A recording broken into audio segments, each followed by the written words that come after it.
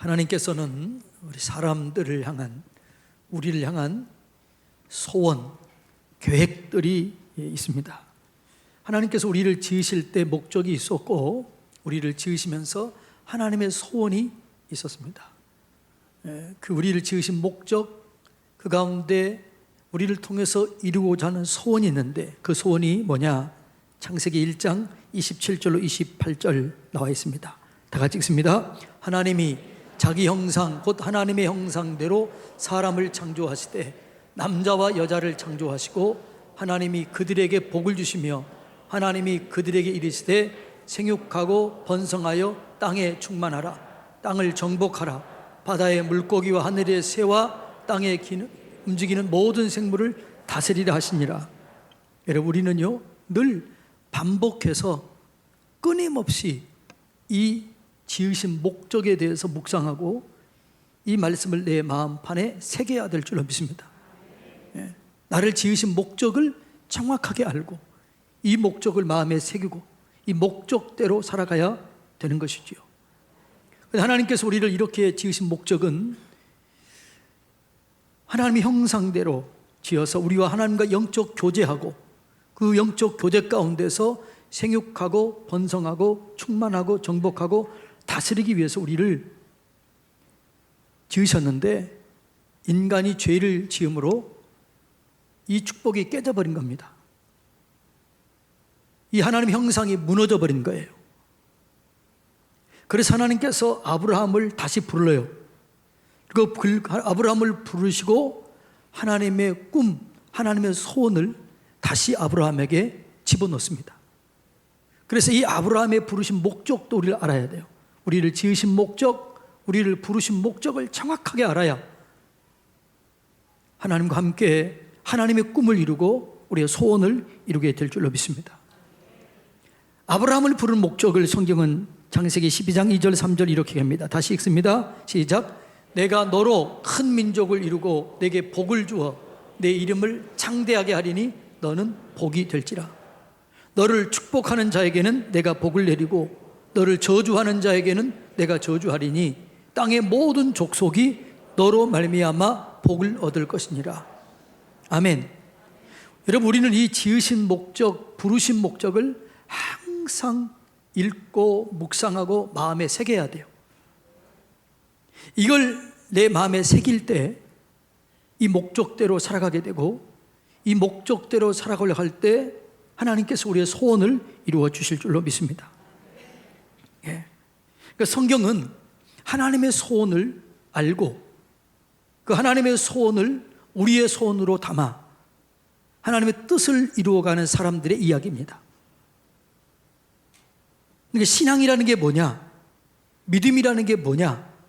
하나님의 소원, 하나님의 뜻을 내 소원으로 담고 하나님의 소원과 내 소원이 연결되므로 하나님의 영광을 경험하고 나타내고 드러내고 증거하며 사는 게 이게 신앙입니다. 그래서 우리는 늘 계속해서 끊임없이 나를 지으신 목적이 뭔가, 나를 부르신 목적이 뭔가를 분명히 알고 그 목적을 이루기 위해서 살아갈 때 하나님의 놀라운 은혜가 우리 가운데 우리 가운데 이루어지게 되는 거지요. 오늘 본문도 마찬가지입니다. 오늘 본문에 보면 소경 바디메오의 이야기입니다. 소경 바디메오는 아마도 나면서부터 보지 못했던 것 같아요. 소경이라는 것은 남의 도움을 받지 않고는 살 수 없는 존재가 된 겁니다. 우리를 축복의 통로로 부르셨는데, 복동이로 지으셨는데, 그렇게 복동이로 살지 못하고 다른 사람의 도움을 받아야만 사는 이 존재가 된 거지요. 하나님은 이것을 회복시키기를 원한 겁니다. 예수님은 이것을 회복시키기를 원하시는 거예요. 그래서 예수님이 오신 목적이 뭐냐? 창조의 목적, 부르심의 목적을 회복시키기 위해서 오셨습니다. 그래서 예수님이 오신 목적을 이렇게 얘기합니다. 누가복음 4장 18절로 19절 다 같이 읽습니다. 주의 성령이 내게 임하셨으니 이는 가난한 자에게 복음을 전하게 하시려고 내게 기름을 부으시고 나를 보내사 부른 목적이 뭐예요? 보내신 목적이 뭐지요? 가난한 자에게 복음을 전하게 하시고, 이 가난하다는 의미는 물질적으로 가난하다는 이런 의미도 포함됩니다. 그런데 그 상시에 가난하다는 의미는 물질적인 의미도 포함되지만 더 깊은 의미가 있어요. 그것은 뭐냐 그러면 뭔가 정상적이지 않는 상태, 부족한 상태, 이걸 가난이라고 얘기해요. 그 당시에는 화폐로 이렇게 이 생활이 그렇게 많이 되는 때가 아니었습니다. 그때 가장 귀중하게 여겼던 것은, 가치는 명예였습니다. 명예. 그러니까 그때 정상적이지 못한 것은 명예롭지 못한 거예요. 그래서 가난한 자가 어떤 거냐, 물질적인 어려움도 있지만 그 다음에 가난한 자에 대해서 설명합니다. 가난한 자는 정상적이지 못한 것을 얘기해요. 다 볼까요? 다 같이 그 다음 읽어주세요. 자, 포로된 자에게 자유를, 눈먼 자에게 다시 보게 함을, 좀 눌린 자를 자유롭게 하며, 다른 성경에는 뭐라고요? 저는 자를 걷게 하고 묶인 자를 풀게 하기 위해서 오신 거죠. 이게 뭐냐 그러면 정상적이지 않는 상태를 정상으로 회복시키는 거죠. 부족한 것을 온전하게 채우는 거죠. 이것 하기 위해서 예수님이 오셨다는 거죠. 그래서 예수님이 오신 이유는 부족한 것을 채우기 위해서, 비정상적인 삶을 정상적인 삶으로 회복시키기 위해서 오신 줄로 믿습니다. 그러니까 바디메오가 지금 축복의 통로로 살아야 되는데 그렇게 못하는 거예요. 그래서 바디메오에게 찾아오셔서 회복시키는 겁니다. 눈먼 자를 보게 하는 거죠. 정상으로 만든 거죠. 구약 성경에는요, 총회에 들어갈지 못할 자가 있고 예배에 참석하지 못할 자가 있어요. 저는 자, 눈먼 자, 상한 자, 또 이방인들, 이런 사람들은 총회에 들어가지 못하고 성전에 들어가지 못했습니다. 그러니까 바디메오도 성전에 들어가지 못하는 거죠. 회복되어야만 총회에 들어갈 수 있고 예배를 드릴 수 있는 거죠. 오늘 우리는 모두가 다 예배를 드릴 수 있습니다. 예수님 때문에 그런 것입니다. 예수님이 회복시키기 위해서 오신 거지. 그러니까 바디메오 소원이 뭐냐? 눈은 뜨는 것도 소원이었지만 예배 한번 드리고 싶은 게 소원이에요. 우리가 지난주에는 소원을 이루는 길 예배 말씀드렸잖아요. 그러니까 바디메오가 이걸 회복하기를 원하는 거죠. 그래서 예수님께 나아가서 부르짖어 기도하다가 그 응답을 받고 회복되었다는 얘기가 오늘 본문의 이야기입니다. 여러분, 그래서 신앙생활의 가장 중요한 신앙생활이 뭐냐?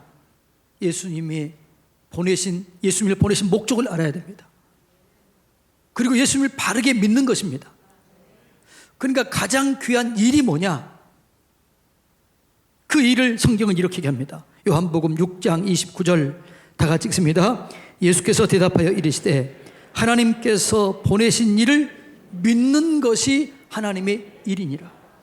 하나님의 일이 뭐라고요? 하나님의 아들 예수님을 보내신 목적을 알아야 돼요. 그리고 예수님을 바르게 알고 바르게 믿는 게 하나님의 일이에요. 여러분, 예수님을 바르게 알고 바르게 믿으시기를 주님의 이름으로 축복합니다. 그러니까 예수를 만나면 회복이 되는 거죠. 예수를 만나면 문제가 해결되는 거죠. 그러니까 예수가 복입니다. 예수를 믿는 것이 가장 중요한 일입니다. 예수를 만나는 것이 인생의 가장 최대의 복이라고 성경은 얘기하는 것이에요. 예수를 만나면 인생의 문제가 해결돼요. 부족했던 것들이 채워져요. 비정상적인 것들이 정상으로 바뀌어지게 될 줄로 믿습니다. 그래서 예수님께서 우리를 부르세요. 왜요? 수고하고 무거운 짐진 자들을 부르세요. 비정상적인 자를 부르셔서 정상으로 회복시키기를 원하는 거지요.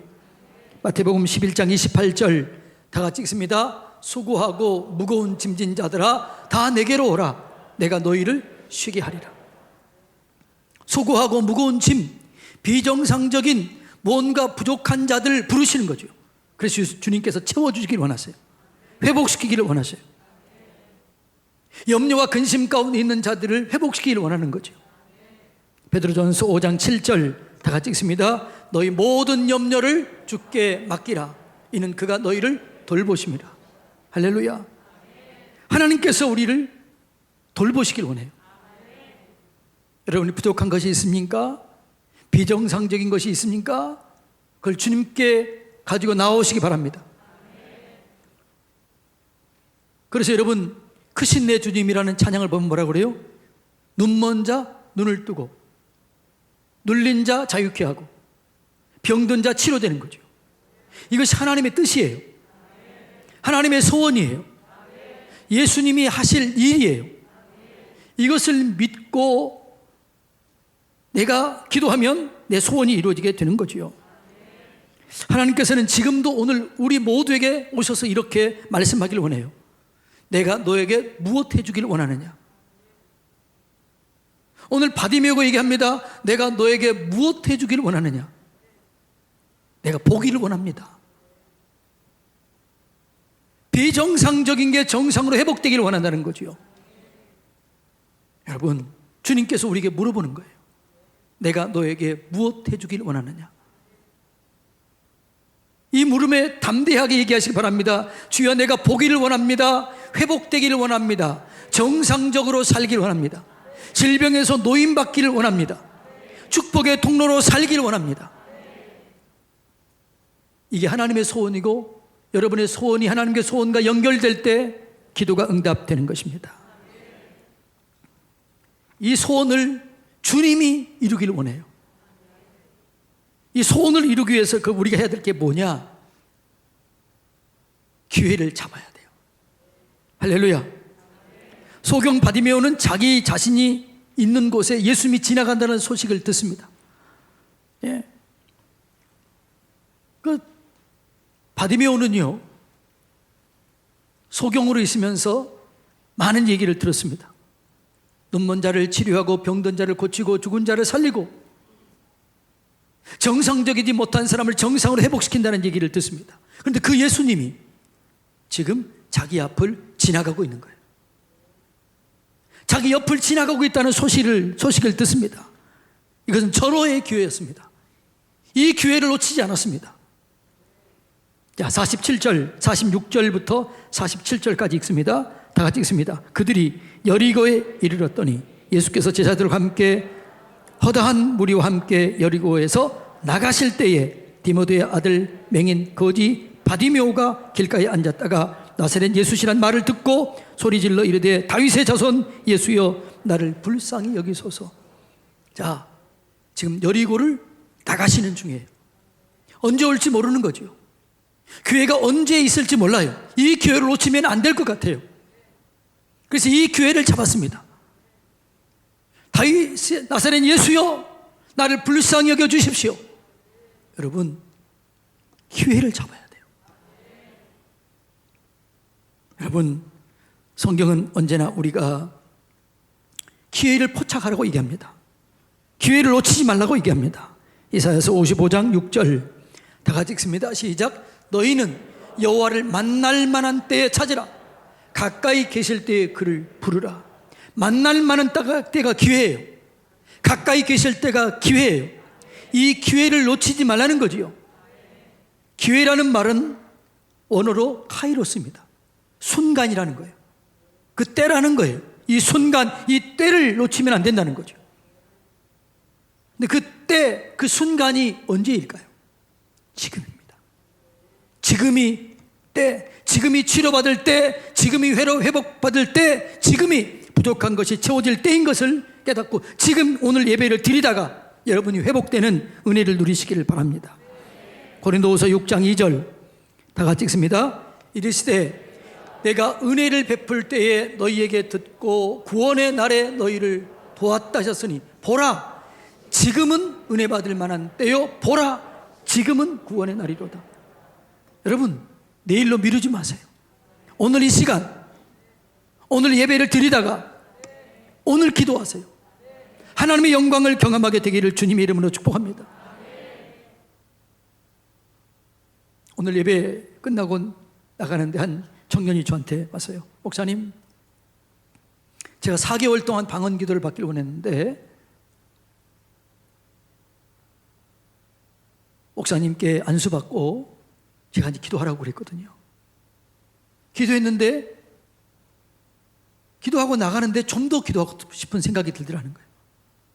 아, 이 기회를 놓치지 말아야지. 나가다가 다시 들어왔어요. 그리고 기도하다가 방언을 받았다고 얼마나 좋아하는지. 기회는 지금입니다. 지금 놓치지 마시기 바랍니다. 지금 치료받을 때입니다. 지금 회복될 때입니다. 지금 은혜 받을 때입니다.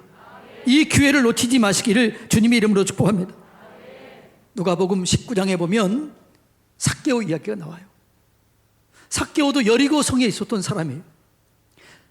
삭개오 이야기를 하면서 누가복음 9장 19절 1절이 이렇게 합니다. 예수께서 여리고로 지나가시더라. 여리고로 지나갈 때 그 기회를 놓치지 않았습니다. 그런데 예수님이 가신 곳은 언제나 사람이 많았습니다.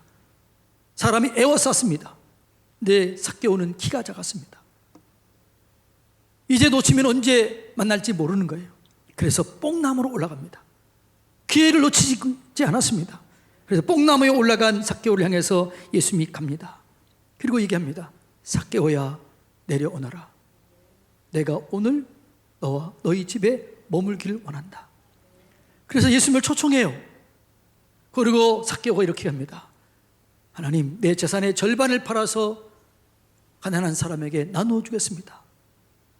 내가 누구에 토색한 것이 있다면 4배나 갚겠습니다. 예수님께서 뭐라고 그래요? 오늘 구원이 이 집에 이르렀도다. 오늘 구원이 이 집에 이르렀도다. 이 사람도 아브라함의 자손이다. 기회를 놓치지 않았어요. 여러분, 기회를 놓치지 마시기 바랍니다. 기도에 감동이 있을 때 기도를 하시기 바랍니다. 충성할 어떤 감동이 있을 때 그걸 놓치지 마시기 바랍니다. 기회를 놓치면 안 돼요. 감동을 줄 때 순종하시기 바랍니다. 예. 그래서 이 바디메오는 기회를 놓치지 않고 기도해서 응답받고 예수님을 따르는 자들이 되었다, 이렇게 얘기합니다. 두 번째로 소원을 이루기 위해서는 장애물을 극복해야 돼요. 자, 48절 다 같이 읽습니다. 많은 사람이 꾸짖어 잠잠하라 하되 그가 더욱 소리질러 이르되 다윗의 자손이여 불쌍히 여기소서 하는지라. 예. 자, 예수님을 이제 만나기 위해서 나갑니다. 근데 많은 사람이 뭐라고요? 꾸짖어 말리는 거죠. 그 당시에 이렇게 병이 걸린 사람들은 하나님으로부터 저주를 받았다, 죄 때문이라는 이런 의식이 있었습니다. 그래서 바디메오가 예수님을 부르자 사람들이 꾸짖습니다. 죄인인 주제 왜 이렇게 시끄럽게 하느냐? 너는 저주 가운데 태어났다. 너는 안 된다. 너는 그렇게 저주받은 인생인데 너가 무슨 자격으로 와서 부르짖느냐? 이렇게 한 거예요. 많은 사람들이 이런 얘기를 들으면 포기합니다. 낙심합니다. 좌절합니다. 무너집니다. 그런데 바디메오는 어떻게 했어요? 더욱 소리질러 가로되, 더욱 소리질러 가로되 다윗의 자손 예수여 불쌍히 여겨 주십시오. 많은 사람의 꾸짖음을 이겨냈어요. 그때 예수님께서 부르라 라고 이렇게 얘기합니다.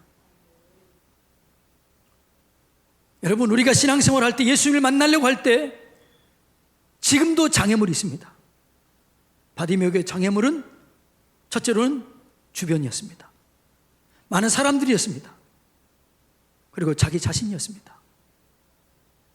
오늘 장애물도 다 똑같아요.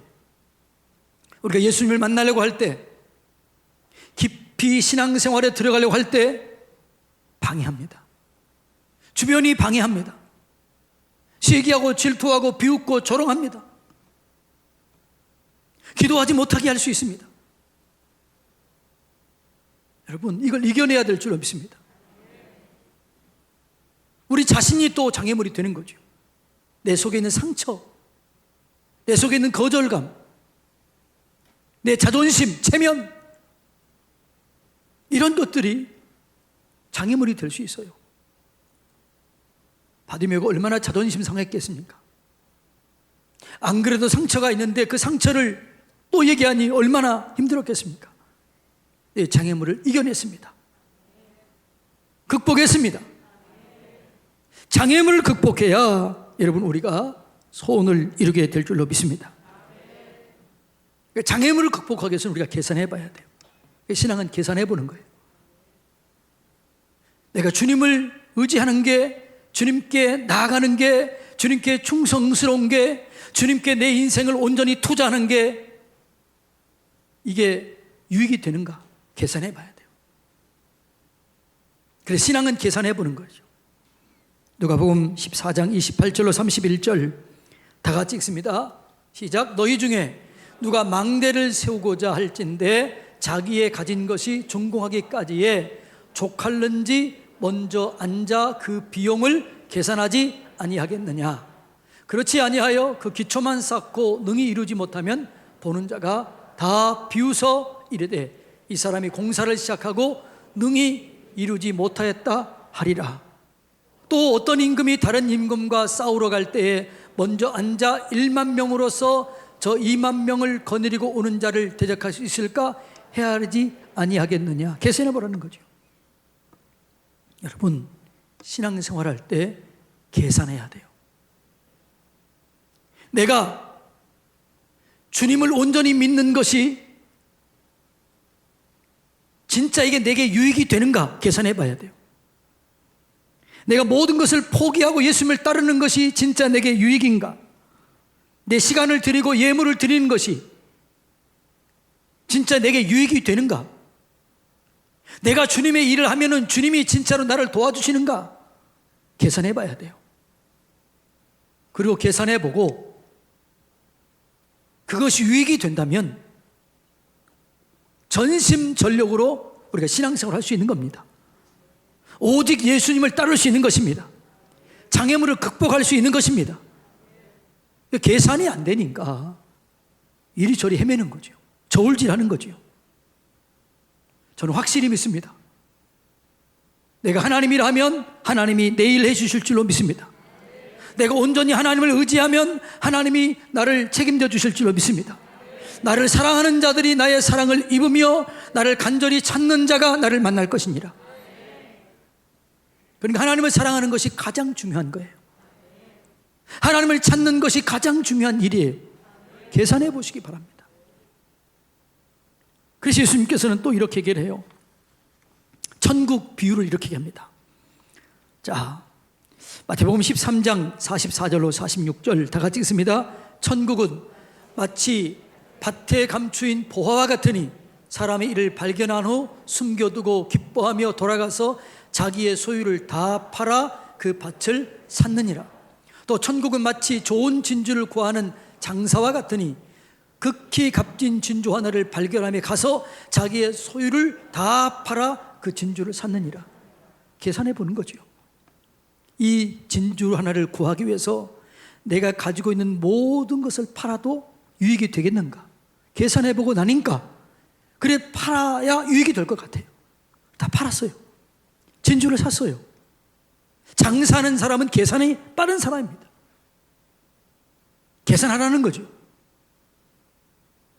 여러분, 예수 믿는 것이 여러분 인생의 최고의 가치인 줄로 믿습니까? 예수님이 나를 도와주시면 내 인생의 모든 것이 풀려진 줄로 믿습니까? 그걸 계산해 봐야 돼요. 진짜 그런가?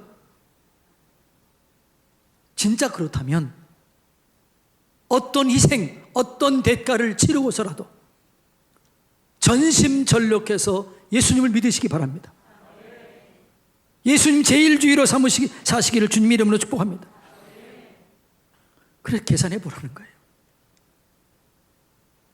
여러분,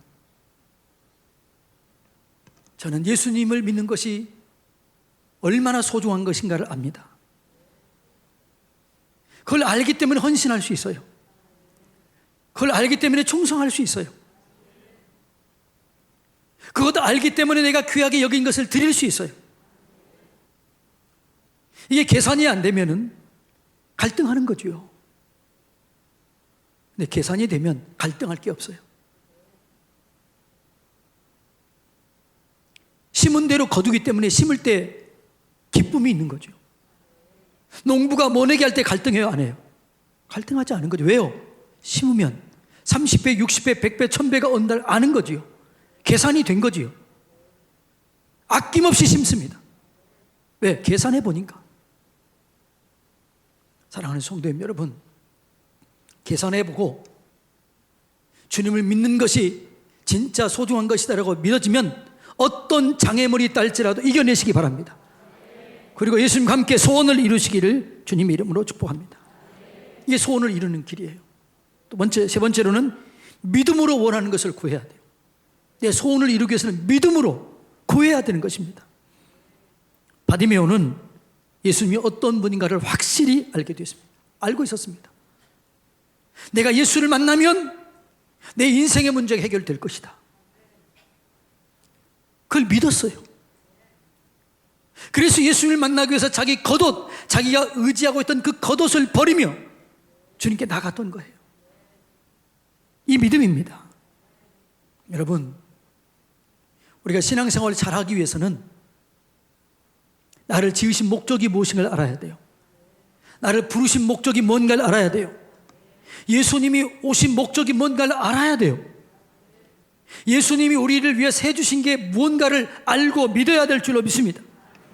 이 믿음이 생기면 우리 속에 불타는 소망이 생겨지는 거죠. 내가 예수를 만나리라, 내가 기도하리라, 작정하리라, 금식하리라, 이 소원이, 불타는 소원이 이루어지게 되는 거죠.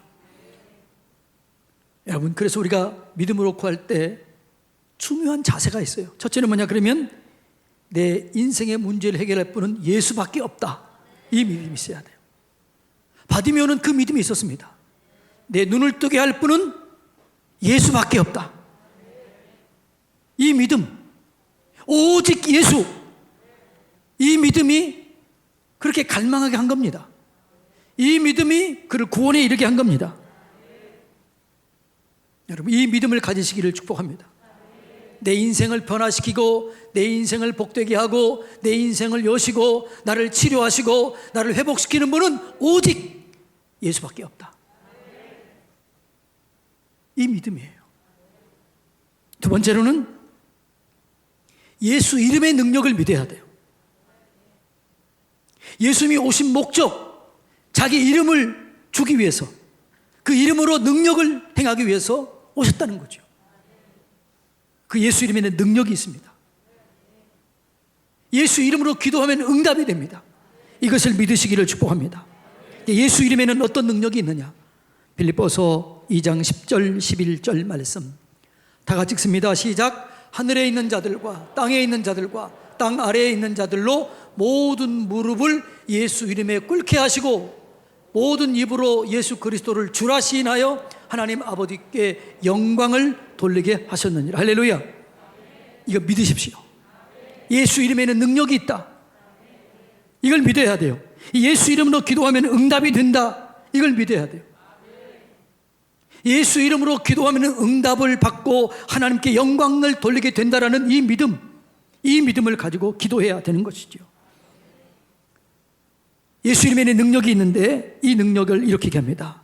요한복음 14장 13절로 14절 다 같이 읽습니다. 너희가 내 이름으로 무엇을 구하든지 내가 행하리니 이는 아버지로 하여금 아들로 말미암아 영광을 받으시게 하려 함이라. 내 이름으로 무엇이든지 내게 구하면 내가 행하리라. 내 이름으로 무엇을 구하면 내가 행하리라. 이걸 믿어야 돼요. 믿습니까? 예수 이름에 능력이 있는 거 믿습니까? 예수 이름으로 구하면 얻게 된다는 이 확실한 믿음, 이 믿음이 있어야 돼요. 요한복음 16장 24절 반복해서 얘기합니다. 읽습니다. 지금까지는 너희가 내 이름으로 아무것도 구하지 아니했으나 구하라 그리하면 받으리니 너희 기쁨이 충만하리라. 예수 이름의 능력을 믿는 거예요. 이 믿음으로 기도하세요. 얻게 될 줄로 믿습니다. 이 예수 이름의 능력을 믿었던 사람이 있어요. 베드로와 요한이에요. 사도행전 3장에 보면 베드로와 요한이 기도하다가 나면서부터 안진뱅이 된 거지를 보게 됩니다. 그때 베드로에게 이런 믿음이 있었습니다. 나는 금과 은은 없지만 금보다 더 귀하고 은보다 귀한 예수 이름이 있다. 그리고 얘기합니다. 나는 금과 은은 내게 없지만 내게 있는 것 예수 이름, 예수 이름의 권세를 가지고 명하노니 일어나 걸으라. 그 이름을 사용했습니다. 그랬더니 그가 발과 발목에 힘을 얻고 뛰어 걸으며 찬송하며 하나님께 나아가서 성전에 가서 예배하게 된 거죠. 회복된 거죠. 베드로가 이걸 믿은 거죠. 우리가 이 믿음을 가지고 살아갈 때 하나님 영광을 경험하게 될 줄로 믿습니다. 사랑하는 성도님 여러분, 하나님의 소원이 있어요. 우리의 소원이 있어요. 하나님의 소원은 우리가 회복되는 것입니다. 부족한 것이 채워지는 것입니다. 비정상적인 것이 정상으로 회복되는 것입니다. 여러분이 질병 가운데 있다면 비정상적인 것입니다. 눌려 있다면 비정상적인 것입니다. 뭔가 부족한 것 가운데 있다면 그건 주님이 회복시키기를 원한 것입니다. 그 주님이 그걸 회복시키기를 원해요. 그게 소원이에요. 그 소원이 여러분의 소원이 되어야 됩니다. 하나님의 소원과 여러분의 소원이 연결되면 그 소원이 이루어지게 되는 거죠. 하나님은 우리를 회복시키기를 원하십니다. 부족한 것을 채우시기를 원합니다. 여러분이 비정상적인 것 있다면 오늘 이 시간 회복시키시는 주님 안에서 회복되는 것을 갈망하시기 바랍니다. 부족한 것이 채워지기를 갈망하시기 바랍니다. 그 소원을 주님이 이루기 원하세요. 그 주님과 함께 이겨내시고 승리하시고 소원을 이루는 여러분들이 되시기를 예수님 이름으로 축복합니다. 기도하겠습니다.